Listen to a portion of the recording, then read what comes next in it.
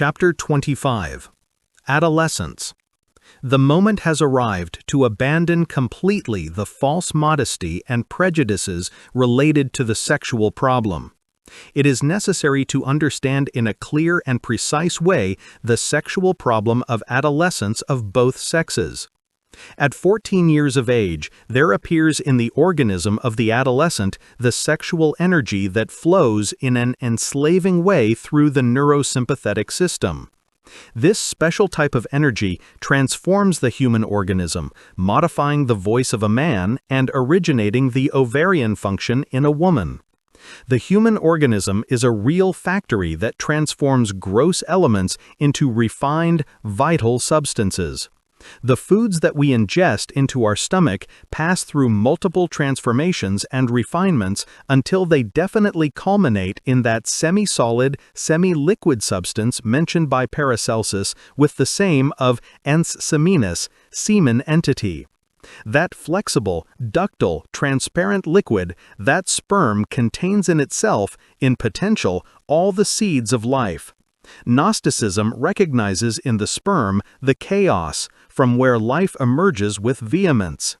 The ancient medieval alchemists such as Paracelsus, Sendivogius, Nicolas Flamel, Raymond Lulliot, etc., studied with profound veneration the ens semenis, or mercury of the secret philosophy. This vitriol is a true elixir intelligently elaborated by nature within the seminal vesicles. In this mercury of ancient wisdom, in this semen, all the possibilities of existence are really found. It is unfortunate that many young people, because of the lack of true psychological orientation, give themselves up to the vice of masturbation, or they unfortunately deviate onto the infrasexual path of homosexuality. Intellectual information about many subjects is given to children and young people, and they are put on the path of sports whose abuse miserably shortens life. But, unfortunately, when the sexual energy appears with which adolescence begins, teachers as well as parents, based on a false puritanism and on stupid morals, resolve to remain criminally silent. There are criminal silences, and there exist infamous words. To keep silent about the sexual problem is a crime.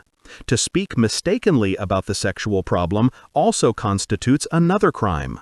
If parents and teachers keep silent, the sexual perverts speak, and the victims are the inexperienced adolescents. If the adolescent cannot consult his parents or teachers, he will then consult his classmates that are possibly already deviated onto the mistaken path. The result does not take a long time to be seen, and the new adolescent, following false advice, gives himself up to masturbation, or he deviates onto the path of homosexuality. The vice of masturbation totally ruins the cerebral potency. It is necessary to know that there exists an intimate relation between the semen and the brain.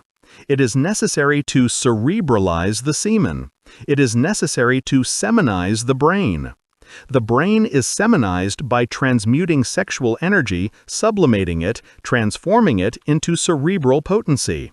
In this way, the semen remains cerebrized and the brain semenized. The Gnostic science studies endocrinology in depth and teaches methods and systems to transmute the sexual energies, but this is a matter that does not fall within the scope of his book. If the reader wants information about Gnosticism, he should study our Gnostic books and enter our studies. Adolescents should sublimate their sexual energies, cultivating the aesthetic sense, learning about music, sculpture, paintings, making excursions to high mountains, etc. How many faces that could have been beautiful are withered? How many brains are degenerated? Everything because of lack of a warning in the appropriate moment. The vice of masturbation in young men as well as young women has become more common than pie. The asylums are filled with men and women that ruined their brain with the disgusting vice of masturbation. The destiny of masturbators is the mental hospital. The vice of homosexuality has the rotten roots of this decrepit and perverse race. It seems incredible that in countries such as England that claim to be refined and super-civilized, there exist cinemas where movies of a homosexual nature are freely shown. It seems incredible that it is precisely in England where efforts are already being made to officially legalize marriages of a homosexual nature. In the great metropolises of the world, there actually exist brothels and clubs of a homosexual nature. The tenebrous brotherhood of the enemies of woman nowadays have perverted organizations that shock because of their degenerated fraternity. This about the degenerated fraternity could surprise many readers, but we should not forget that in all the ages of history, diverse brotherhoods of crime have always existed. The morbid fraternity of the enemies of woman is, without a doubt, a brotherhood of crime. The enemies of woman always or almost always occupy the key positions within the bureaucratic beehive. When a homosexual goes to prison, he is set free soon due to the opportune influence of key men in the fraternity of crime. If a feminine person falls into misfortune, he receives financial help very soon from all the sinister personages of the fraternity of crime. The tenebrous members of homosexuality recognize each other because of the uniform that they display. It is shocking to know that homosexuals use a uniform, but that is the way it is. The uniform of homosexuals correspond to every fashion that begins. The homosexuals begin every new fashion.